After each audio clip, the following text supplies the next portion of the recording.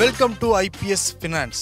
NSC BSc ரெண்டுமே red லைட்டில் தான் இருக்குது. என்எஸ்சியை பொறுத்த வரைக்கும் 95 புள்ளிகள் சரிஞ்சு 23,431 நிறைவடைஞ்சிருக்கு. பிஎஸ்சியை பொறுத்த வரைக்கும் 241 புள்ளிகள் சரிஞ்சு 77,378 முடிஞ்சிருக்கு. 23,500 கீழே வந்தாலே பேரிஸ் மார்க்கெட் ஸ்டார்ட் ஆயிடுச்சுன்னு நாகப்பன் சார் நம்ம கூட பகிர்ந்துருக்காரு. அவர்கிட்ட உண்மையிலுமே பேரிஸ் மார்க்கெட் ஸ்டார்ட் ஆயிடுச்சா இல்லையாங்கிறத டீட்டெயிலாக அந்த வீடியோவில் நம்ம கேட்டு தெரிஞ்சுக்கலாம் வாங்க.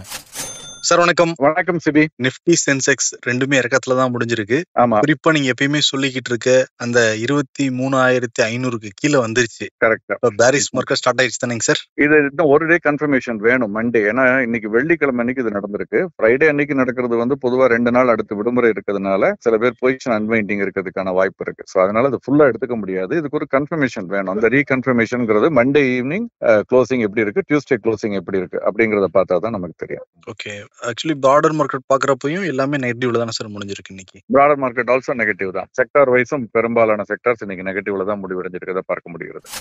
பர்டிகுலர் செக்டார் இனிமேல் நம்ம கவனிக்கணும் அப்படின்னா என்ன சார் நம்ம கவனிக்கணும்?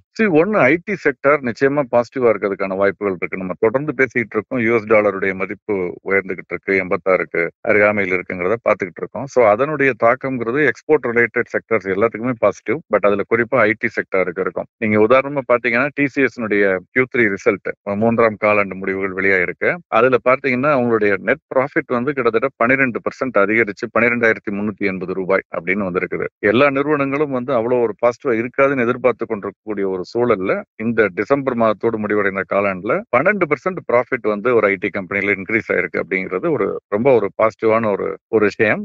அதே மாதிரி அவங்களுடைய மார்ஜின்ஸ் கொஞ்சம் பெட்டரா இருக்குன்னு சொல்லியிருக்காங்க எதிர்பார்த்ததை விட. ஸோ இன்ஃபேக்ட் அதனாலதான் பாத்தீங்கன்னா அவங்க ஒரு 66 ரூபாய் ஸ்பெஷல் டிவிடெண்ட் சேர்த்து மொத்தம் 76 ரூபாய், ஒரு பங்கு ஒன்றுக்கு 76 ரூபாய் டிவிடெண்ட் வர டிக்ளேர் பண்ணியிருக்காங்க. ஸோ ஐடி கம்பெனிஸ்ல முன்னணி நிறுவனங்கள்ல முதலாக காலாண்டு முடிவு வெளியாக இருக்குது டிசிஎஸ் தான் நேத்து. அடுத்து வரக்கூடிய நாட்கள்ல மற்ற நிறுவனங்களுடைய முக்கியமான முடிவுகள் வெளியாக இருக்கிறது. அதை பார்க்கும் பொழுது ஒரு கன்க்ளூஷனுக்கு வரலாம். எனக்கு தெரிந்து பொதுவாக அது கூட ஓரளவு பாசிட்டிவா இருக்கிறதுக்கான வாய்ப்புகள் தான் அதிகமா இருக்குன்னு நான் நினைக்கிறேன். ஸோ ஐடி செக்டர் கொஞ்சம் பாசிட்டிவா இருப்பதற்கான வாய்ப்புகள் இதுல குறிப்பாக இருக்குன்னு நினைக்கிறேன். அப்ப வரும் வாரங்கள்ல இந்த Q3 ரிசல்ட்ங்கிறது நம்ம எதிர்பார்க்கலாம் நிறைய கம்பெனிகள் இருந்து. ஆமா, இப்ப அடுத்த வாரத்துல பாத்தீங்கன்னா ரொம்ப முக்கியமான விஷயங்கள்னு சொன்னா 4 விஷயங்களை சொல்லலாம். ஒன்று, இந்த 3ஆம் காலாண்டு முடிவுகள். அந்த முடிவுகள் ஒவ்வொரு நிறுவனத்திற்கும் முக்கியமான நிறுவனங்களுக்கு அடுத்த வாரம் அதுக்கு அடுத்த வாரம் வெளியாக இருக்கிறது. அதற்கடுத்து பாத்தீங்கன்னா இந்த இன்ஃபிளேஷன் பணவீக்கம் குறித்த புள்ளி தரவுகள் வெளிவர இருக்கிறது.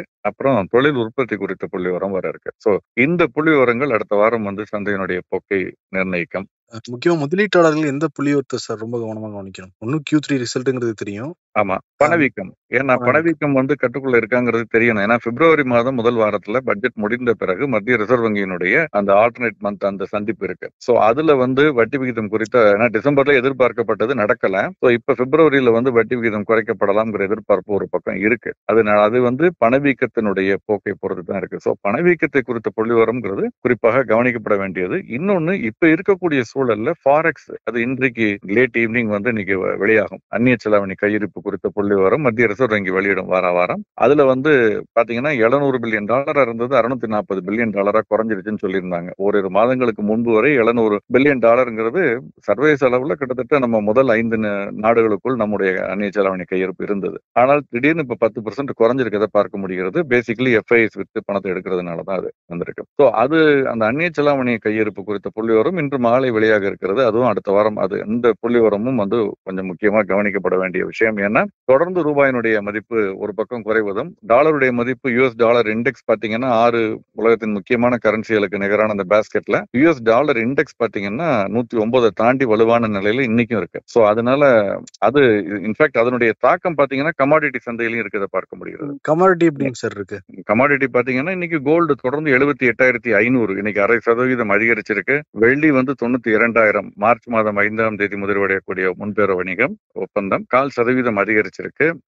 இத்தனைக்கும் இன்டர்நேஷனல் மார்க்கெட்ல $30 கிட்ட தான் இருக்கு silver price. Gold price $2,675. But அதை விட அதிகமா இங்க அதிகரிச்சிருக்கிறது காரணம் இதுதான். பட் குரூட பொறுத்த வரைக்கும் $75 தாண்டி இருக்குது. WTI குரூடு, பிரெண்ட் குரூட் அதை விட அதிகமா இருக்கு. சோ அதனுடைய தாக்கம் இங்க 2% இன்னைக்கு குரூட் அதிகரிச்சிருக்கு. முன்ன எப்போதும் சமீப காலத்துல இந்த அளவுக்கு அதிகரிக்கல. $6,505 6,500 தாண்டி இருக்குங்கிறது significant bullish mark. Dollar market டேர்ம்ஸ்ல $76 தாண்டுனுச்சுன்னா மேஜர் புல்லிஷ் அடுத்து $86 தான் போய் நிற்கும். அது போகுமாங்கிறத நம்ம இன்னைக்கும் மண்டேயும் பார்க்கணும். ஏன்னா இன்னைக்கு அது இன்னும் மார்க்கெட் இன்னும் இருக்கு. க்ரூட் மார்க்கெட், இன்டர்நேஷனல் மார்க்கெட் இருக்கு, நம்ம எம்சிஎக்ஸ் மார்க்கெட்டும் இருக்கு. எப்படி முடிவடைகிறதுங்கிறத பார்க்கணும். திங்கள் முடிவு. ஸோ ரெண்டுலயுமே ரொம்ப முக்கியமானது ஒன்னு க்ரூட் பிரைஸ். ஏன்னா நம்முடைய பெரும்பாலான இம்போர்ட்ஸ் க்ரூட் இம்போர்ட் பண்றதுனால டாலர் ஒரு பக்கம் கூடிட்டு இருக்கு, க்ரூடும் ஒரு பக்கம் கூடிட்டு இருக்குங்கிறப்ப டபுள் வேமின்னு சொல்றோம். நம்ம இறக்குமதி செய்யப்பட்ட பணவீக்கம்ங்கிறது தொடர்ந்து பேசிக்கிட்டு இருக்கக்கூடிய, அப்ப அது பணவீக்கத்துக்கு பெரிய அளவுல பாதிக்கக்கூடிய ஒரு விஷயம். பணவீக்கம்ங்கிறது வட்டி விகிதத்தை பாதிக்கக்கூடிய விஷயம். வட்டி விகிதம்ங்கிறது தொழில் நிறுவனங்கள் ஈட்டக்கூடிய லாபத்தை பாதிக்கக்கூடிய விஷயம். ஸோ இந்த சுழற்சி ரொம்ப முக்கியமான ஒரு கிரிட்டிக்கல் ஜங்ஷன் நோக்கி நம்ம போய்கிட்டு இருக்கோம். இதுக்கு இடையில பட்ஜெட் வேற. ஸோ அடுத்த ஓரிரு வாரங்கள் பங்குச்சந்தையை பொறுத்தவரை ரொம்ப மிக மிக முக்கியமான வாரங்களாக நான் பார்க்கிறேன். கவர்மெண்ட் பிளேம் பண்ணிட்டாங்களா sir, double counting silver gold import bills அப்படின்னு? அது என்னங்க சார் சர்ச்சை? இது நம்ம நானே தவறு செஞ்சுட்டு என்னையே நான் திட்டிக்கிற மாதிரி இருக்குது. இது இந்த மாதிரி தவறுகள் எப்படி நடக்கும்னு தெரியல. ஏன்னா இது படியை தூக்கி யார் மேலேயோ போடுறாங்க, அந்த ரிப்போர்ட் பண்றாங்க. இந்த சிஸ்டம் எத்தனை வருஷமா இருக்கக்கூடிய ஒரு சிஸ்டம் இது. அப்ப நம்ம நிகழ்ச்சியில கூட தெரியும், நிறைய பேர் நம்மளே கூட திட்டுவாங்க சில சமயம். அந்த பணவீக்கம் குறைஞ்சிருக்குன்னு சொன்னோம்னா அரசாங்க தரவுகளை தான் நம்ம சொல்றோம். பட் இது எப்படிலாம் நம்புறீங்க, நம்புற மாதிரியா இருக்குன்னு நம்மள கேட்பாங்க. நம்ம இல்ல அரசாங்கம் சொல்றது எப்படி தவறா இருக்குன்னு கூட சில நிறைய தடவை சொல்லியிருக்கோம். இப்ப பாருங்க, இப்ப நம்ம அவங்க எல்லாம் சரிங்கிற மாதிரி ஆகுது. இப்ப அரசு கொடுக்கக்கூடிய ஒவ்வொரு புள்ளிவரத்தையும் இப்ப மக்கள் கண்ணில் விளக்கணம் ஊசிக்கிட்டு ஆராய்ந்து பார்ப்பார்கள். நம்பகத்தன்மைங்கிறது குறையும். எப்பயாவது அந்த மாதிரி நடக்கிறதுங்கிறது சகஜம் தான் சார். அமெரிக்காலையும் நடந்திருக்கு. யூஎஸ் ஹவுசிங் டேட்டாவை பத்தி 2008 தவறான தகவல் கொடுக்கப்பட்டு பின்னால் அதை சரி செய்யப்பட்டதெல்லாம் பார்த்திருக்கோம். பிக் எஸ்டிமேட் ஒன்று வரும், அப்புறம் ஃபைனல் எஸ்டிமேட் வரும், கரெக்ட் பண்ணி விடுவாங்க சில சமயத்துல. பட் அதுக்காக இப்படி இந்த மாதிரியான ஒரு இது நான் கேள்விப்பட்டதே கிடையாது. அது ஸ்பெஷல் எக்கனாமிக் ஜோன்ல உள்ள வந்ததையும் 2 இறக்குமதியாக நாங்க எடுத்துக்கிட்டு இருக்கோம் அப்படின்னு சொல்றாங்க. இது என்ன தனியார் நிறுவனமா இந்த டேட்டாவை தயார் பண்ணி கொடுக்குறாங்க? இந்த டேட்டாவை யார் கொடுக்குறாங்கிறது தெரியல. இது ஒரு வினோதமான வேடிக்கையான ஒரு கம்ப்ளைண்டா இருக்கு. ஏற்றுக்கொள்ளக்கூடிய ஒரு கமெண்டா இல்லை நிச்சயமாக. இதுக்கு பொறுப்பானவர்கள் யாருன்னு பார்த்து அரசு நடவடிக்கை எடுக்கணும். ஏன்னா இந்த தரவுகளை நம்பி பல பொருளாதார முடிவுகள் எடுக்கப்படுகிறது. கரண்ட் அக்கௌண்ட் டெபிசிட்ங்கிறது இதை வச்சுதான். அதுல ஒரு முக்கியமான அங்கம் இது. நடப்பு கணக்கு பற்றாக்குறை எவ்வளவு இருக்கு, அதிகரிச்சிருக்கா, குறைஞ்சிருக்கா, தங்க இறக்குமதி எவ்வளவு, ஏற்றுமதி எவ்வளவு, மற்ற பொருட்களுடைய ஏற்றுமதி எவ்வளவு, இப்படி பல இது கால்குலேட் பண்ணல. இப்படி ஒரு முக்கியமான ஒரு புள்ளி ஒருத்தர் தவறா கொடுத்துட்டு ஒருத்தர் பிளேம் பண்ணிக்கிறதுங்கிறது அது சரியானதா ஒரு அணுகுமுறையா இருக்காதுன்னு நான் நினைக்கிறேன். ஓப்பனா தவற ஒப்புக்கொண்டு இனிமே அது நகராதவர் பாத்துக்கிறது தான் பெட்டரா இருக்கும்.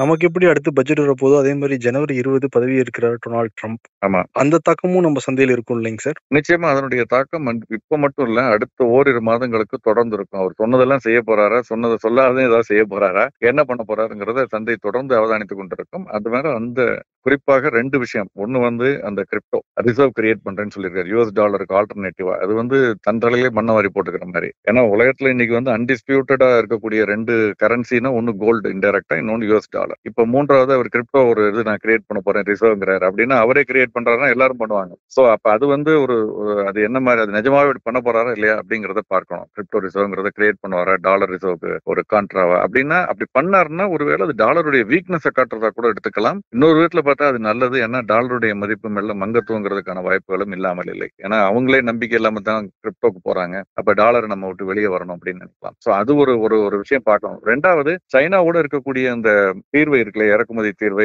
அந்த ட்ரேட் வார், நான் 100% போடுவேன் அப்படின்லாம் சொல்லியிருக்காரு இல்லையா, அதெல்லாம் எவ்வளவு தூரத்துக்கு அவர் பிராக்டிகலா நடைமுறைப்படுத்துவாரு, பண்ணுவாரா மாட்டாரா அப்படிங்கறதெல்லாம் அடுத்த ஓரிரு மாதங்களுக்குள்ள நமக்கு தெரிஞ்சிடும். சோ அதை பொறுத்து ஒரு ட்ரேட் வார் வருமா இல்லையா, மார்க்கெட்ஸ் அதுக்கு தக்க நம்மளை அட்ஜஸ்ட் பண்ணிக்குமா இல்லையா அப்படிங்கறத நம்ம பார்க்கணும். அதே மாதிரி பக்கத்துல கனடால கூட சொல்லியிருக்காருங்களே சார், 51வது ஸ்டேட்டா இணைஞ்சிருங்க, இல்லாட்டி நாங்க ட்ரேட் வார் பண்ண போறோம் அப்படிங்கிற மாதிரி தான் சொல்லியிருக்காரு. பொருளாதார ரீதியா பல தடைகள் கொடுப்பேன், டாக்ஸஸ் இன்க்ரீஸ் பண்ணலாம் சொல்லியிருக்காரு. அது எப்படி சார் நமக்கு வரைக்கும் பாதிப்பு இருக்குமா, பங்குச்சந்தையில பாதிப்பு எதிரொலிக்குமா? இல்ல, இருக்கும் நிச்சயமா.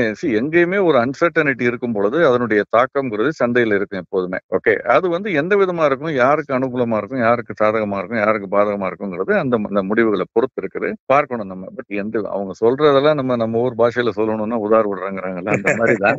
அதெல்லாம் அந்த மாதிரிலாம் நடக்காது. இன்னைக்கு ஒரு சாவரனிட்டிங்கிறது இருக்கு எல்லா நாடுகளுக்கும். அதெல்லாம் தாண்டி அவர் பண்ண முடியாது. பட் இந்த ட்ரேட் வார்ங்கிறது பண்ண முடியும். அது இந்த டாக்ஸேஷன்ல பண்ண முடியும். அது அமெரிக்கர்களுக்கே பாதகமா கூட முடியலாம். ஏன்னா இன்னைக்கு அவங்க பெரும்பாலும் இறக்குமதியை நம்பித்தான் இருக்காங்க, கச்சா எண்ணெயை தவிர்த்து. ஸோ அப்படி இருக்கும் பொழுது அது வியட்நாமோ, சைனாவோ, இந்தியாவோ, பங்களாதேஷோ ஏற்றுமதி பண்ணலைன்னா பல பொருட்களுக்கு அவங்க என்ன செய்வாங்கன்னு கூட தெரியாது. அந்த அளவுல தான் அவங்க இருக்காங்க. So it is double edged ஸ்வர்ட்னு சொல்றோம் இல்லையா, அந்த மாதிரி. சிறப்புங்க சார், நிறைய தகவல் சொல்லியிருக்கீங்க. நீங்க சொன்ன மாரி 23,500க்கு கீழ வந்துருச்சு. இதோட ஆமா. பேரிஸ் மார்க்கெட் ஸ்டார்ட் ஆகல. மண்டே வச்சு தான் தெரியுங்கிறத சொல்லியிருக்கீங்க. ஆமாம். ரீகன்ஃபர்மேஷன் வேணும். எப்போதுமே ஒரு இதுக்கு ரீகன்ஃபர்மேஷன் வேணும். ஏன்னா, ஒரே ஒரு பங்கினுடைய இறக்கத்தின் காரணமா கூட இது நிகழலாம் சில சமயம். அப்ப லோ வால்யூம்ல கூட இது நடந்திருக்கலாம். இந்த வால்யூம் டேட்டாலாம் இனிமே வரும். அதெல்லாம் பார்த்து தான் நம்ம இதுக்கு ஒரு தீர்மானமா சொல்ல முடியும். பட் திரும்ப சொல்றது நம்ம 3 மாசமா நம்ம நிகழ்ச்சியின் ஆரம்பத்திலிருந்து சொல்றது கவனமா இருக்க வேண்டிய ஒரு காலகட்டம் வந்தாச்சு. ஒவ்வொரு ரூபாயும் பார்த்து முதலீடு செய்யணும். நிதானமா முதலீடு செய்யணும். அவசரப்படாம முதலீடு செய்யணும்னு சொல்லிட்டு இருக்கோம். அதுல எந்த விதமான மாற்றமும் இல்லை. Fine sir. Thank you so much sir. நாளைக்கு நம்ம கேள்வி பதில் பேசலாம் சார். நிறைய கேள்வி எல்லாம் கேட்டிருக்காங்க. நிச்சயம் பேசலாம் sir. Thank you so much sir. Thank you sir. நன்றி. வணக்கம். மேலும் நாணயம் விகடன் யூடியூப் சேனல்ல வரப்போற பிசினஸ் மற்றும் பினான்ஸ் சம்பந்தமான வீடியோக்களை உடனே பார்க்க இந்த வீடியோ கீழே உள்ள சப்ஸ்கிரைப் பட்டனை கிளிக் பண்ணுங்க அண்ட் மறக்காம அந்த பெல் ஐக்கனையும் கிளிக் பண்ணிடுங்க.